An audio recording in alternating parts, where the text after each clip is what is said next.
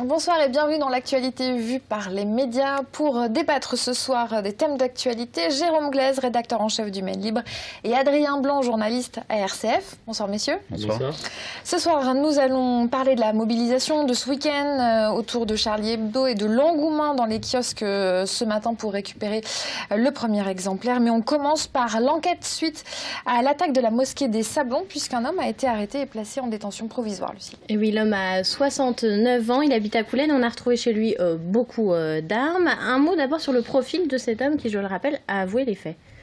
Il a avoué et en même temps son avocat a dit que ce n'était pas des attaques islamophobes. Apparemment, ça aurait été les médias, toute la tension qu'il y a eu autour de cette affaire qui a fait qu'il a pété un plomb, comme on dit, et puis il aurait attaqué cette mosquée. Alors après, il avait beaucoup d'armes chez lui. On n'est pas sûr encore, il faut attendre le procès, mais apparemment il serait alcoolique, dépressif, donc il y a aussi un lourd contexte psychologique derrière, donc ça peut expliquer peut-être plus les faits que des pensées islamophobes en fait. En tout cas, c'est un sacré arsenal qu'on a retrouvé chez lui, je crois qu'on parle de 17 couteaux, enfin, c'est... En même temps, il faisait du tir sportif, n'est-ce pas, Jérôme Glaise? Oui, non, en fait, moi, ce qui me frappe, c'est que voilà, c'est quelqu'un qui est sans doute un peu fragile, qui a été un peu submergé par ses émotions. On peut se réjouir qu'il n'y ait pas eu plus de dérapage et on peut se réjouir surtout qu'il n'y ait pas eu de gens qui perdent tout sens des proportions, des réalités. C'est vrai qu'il y a eu quand même un certain nombre d'incidents contre des musulmans en France, mais globalement, on peut dire que les Français ont gardé leur sang-froid. C'était évidemment un risque majeur et on espère, il faut que ça continue, parce que le danger mortel dans cette histoire-là, pour tout le pays, c'est s'il y a un fossé qui se creuse, c'est déjà pas simple, entre les musulmans et le reste de la population. Et les musulmans eux-mêmes vivent dans l'inquiétude. Donc il faut vraiment être très très vigilant et faire très attention à ce qu'on dit. Parce que, comme ça a été rappelé par beaucoup d'hommes politiques et par les Français eux-mêmes le week-end dernier, les musulmans, il faut les ancrer à la République, il faut qu'ils fassent absolument partie de la nation. Et évidemment, ce type d'acte individuel, heureusement, reste très circonscrit et il faut s'en réjouir. Et l'enquête a été rapide. Aujourd'hui, au tribunal, la communauté musulmane était largement représentée. L'imam a même annoncé qu'il voulait se porter partie civile. C'est aussi bon signe, c'est-à-dire que la justice fonctionne pour tout le monde, surtout, et que chacun s'investit dans cette lutte. Oui, voilà, c'est porté devant la justice et ça suit son cours. En fait, il n'y aurait pas eu le contexte Charlie Hebdo, ça aurait été une attaque comme une autre. Alors c'est contre un lieu symbolique qui est un lieu de culte, donc c'est quand même une ampleur importante. Mais je veux dire, voilà, il n'y a pas eu de L'enquête serait peut-être allée manifestation. moins vite s'il n'y avait pas eu ce contexte aujourd'hui. Non, parce que c'est une comparution immédiate, non, ça se passe comme ça doit se passer. Après, je veux dire, il n'y a pas eu un engagement politique, il n'y a pas eu de polémique autour de ça. Voilà, c'est quelqu'un qui a attaqué un lieu de culte, comme le disait Jérôme Glaise, c'est un acte isolé. Donc maintenant, la justice doit suivre son cours et elle se fait visiblement correctement, là. On passe à notre deuxième sujet, le journal Charlie Hebdo, qui est sorti dans les kiosques ce matin. Vous le découvrez si jamais vous n'avez pas eu la chance de l'avoir, ce n'est pas facile. C'est le premier exemplaire après l'attaque qui a eu lieu il y a une semaine, tout pile mercredi dernier. Et puis, cette une a été largement reprise par d'autres médias comme Libération. Voilà, et puis largement en France, à l'étranger, pas partout. Une question, j'imagine que quand on est rédacteur en chef d'un média, on se pose la question, comment on va traiter ce sujet et surtout qu'est-ce qu'on fait de ces caricatures? Vous êtes posé cette question au Maine Libre? Oui, mais chaque journal est libre de ce qu'il publie ou de ce qu'il ne souhaite pas publier. Moi, je suis pas du tout partisan de cette espèce d'unanimisme. J'ai lu évidemment Charlie Hebdo ce matin, parce qu'une de mes collègues a eu la chance d'en trouver un exemplaire.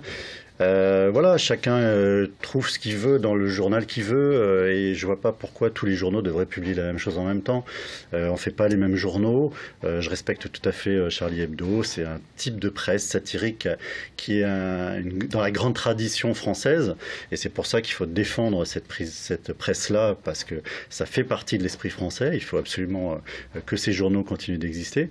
Mais c'est un type de presse parmi d'autres journaux. Ce dont je me réjouis aussi, c'est que ça ramène beaucoup de gens chez les marchands de journaux et ça rappelle que la presse écrite, ça fait partie de la démocratie. Et d'ailleurs, les marchands de journaux nous le disent, ils vendent beaucoup plus de titres de presse, mais pas seulement Charlie Hebdo, les autres journaux se vendent plus. C'est important. RCF, les auditeurs viennent aussi chercher Charlie Hebdo. Quel retour vous avez eu cette semaine auprès des auditeurs? Alors sur Facebook, on a plus de j'aime. Vous savez, on peut cliquer sur j'aime. On en a de plus en plus qu'avant. Bon, c'est peut-être un signe. Les gens réagissent beaucoup plus aussi aux questions sur Charlie Hebdo. Après, on a beaucoup débattu entre nous, journalistes ou pas, avec les autres personnels, sur est-ce qu'on en fait trop ou pas. C'est le problème de la radio, c'est qu'on a 3 journaux, 4 même, 7h, 8h, 9h, midi. Donc l'actualité qui a beaucoup changé avec les attentats, par exemple, à quel point est-ce qu'il faut en parler, quelle place ça doit prendre dans le journal, ça c'est tout un débat. Quel véritable débat on devra mettre en place ensuite plus tard, peut-être une émission longue pour revenir sur l'actualité. C'est en fait une question de timing et ça se joue même à la seconde, quoi. Quelle place on lui accorde? Le plus important, c'est toujours bien sûr le fond, le sens qu'on donne à ces événements, quoi. Le choix de la une a beaucoup fait parler. Ce matin, on a vu dans les médias pas mal de micro-trottes pour faire réagir les gens. Il y a eu beaucoup d'avis pour, contre. Qu'est-ce que vous en pensez, vous, de ces commentaires?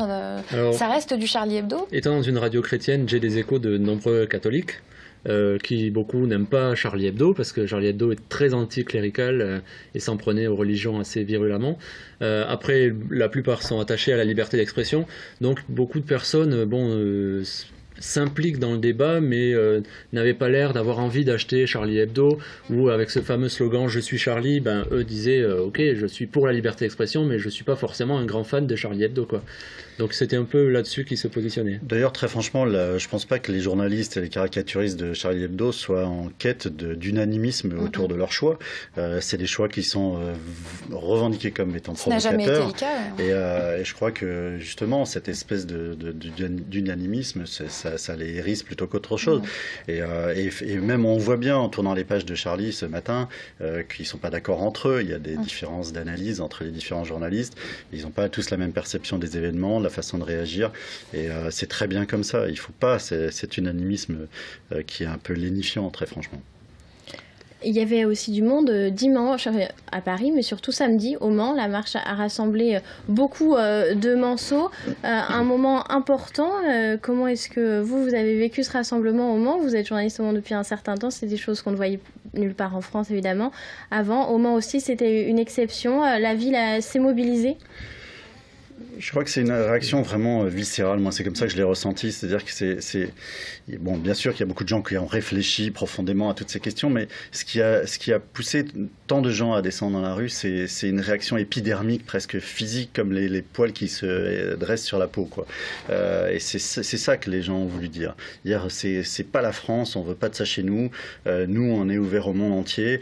Il y a aussi, je pense aussi, un discours à l'égard des musulmans, une sorte de main tendue qui est très émouvante. Il faut absolument que les musulmans d'ailleurs saisissent cette main, c'est très important. Et c'est ça que j'ai ressenti dans les défilés. C'est ça qui était profondément poignant, et on retrouvait là des fondamentaux de l'esprit français qui sont ancrés dans son histoire, dans sa tradition intellectuelle. On a vu des scènes de ces femmes musulmanes qui distribuaient des roses devant la mosquée. Ça, c'était un moment fort de la marche aussi. Ça fait une belle image. Oui, après, il y a toujours le débat. Est-ce que les musulmans doivent se justifier en rappelant qu'ils sont citoyens français ou pas? C'est pas le sens de mon propos. J'espère que c'est non, pas vous, mais je veux dire, j'entends dire dans la rue, tout le monde qui dit ouais, pourquoi les musulmans sont pas plus souvent à manifester, à dire qu'ils sont contre le terrorisme. Mais en tant que citoyen français, tout le monde est contre le terrorisme a priori. Donc pourquoi est-ce que les musulmans devraient montrer plus que les autres qui sont contre le terrorisme ou contre l'islamisme? En tout cas, ce qui était impressionnant, c'était aussi le silence. Finalement, les gens avaient plein de choses à dire, mais ne disaient rien, puisque le défilé s'est fait en silence, et c'était aussi ce qui était assez fort, finalement. Après, il y avait la difficulté de pourquoi ils étaient là. Tous n'avaient peut-être pas les mêmes revendications, et pour rester unis, il fallait rester sur un fond commun qui était on défend la liberté d'expression. Et vous demandiez si on était touché ou pas par ça. Moi, j'ai vraiment été ému par cette mobilisation énorme, parce que au quotidien, journaliste, on est souvent confronté à des gens qui nous considèrent un peu comme des fouilleurs de problèmes, pour rester poli. Et puis là, tout d'un coup, on se retrouve avec cette foule qui parle de la liberté d'expression et qui croit vraiment, quand on interrogeait les gens, il y en avait beaucoup qui avaient les larmes aux yeux. Donc on voit que c'est quand même quelque chose qui est ancré. Mais est-ce que ça peut durer? Est-ce que ce sentiment-là peut durer? Il faut le faire durer. Après, qu'il y ait des débats dans la société française, c'est très bien. Je parlais d'unanimisme tout à l'heure qui est un peu lénifiant. Enfin, c'est pas dans la tradition de la démocratie. C'est le principe même de la démocratie qu'il y ait des débats, qu'il y ait des désaccords, etc. En revanche, je pense que ce que ça a changé, c'est cette espèce d'ambiance propice à l'insulte qu'on ressentait beaucoup en France. Et peut-être que ça a introduit un tout petit peu de distance dans les débats qu'on peut avoir. Et c'est très bien comme ça. Moi, je dois vous dire franchement, le rassemblement qui m'a le plus ému, c'est plus celui de mercredi soir, en fait, place de la République. Parce que là, on était vraiment dans la spontanéité totale. C'est-à-dire s'il n'y avait pas d'appel, d'organisation, c'est les gens sont venus dans la rue comme ça. Et d'ailleurs, c'était très frappant de voir qu'il y avait des gens qui n'étaient pas au courant de ce qui s'était passé le matin et qui se demandaient ce que faisaient là tous ces gens. Et du coup, ça en engageait la discussion. Moi, c'est ça qui m'a beaucoup frappé, c'est les rassemblements du mercredi soir. Les gens en avaient besoin le mercredi. C'était un besoin physique de dire dans la rue, c'est pas la France. On veut pas que la France soit ça. Merci à tous les trois pour ce débat. Et si vous voulez vous aussi réagir aux propos abordés ce soir sur notre plateau, n'hésitez pas à le faire via notre compte Twitter et notre page Facebook.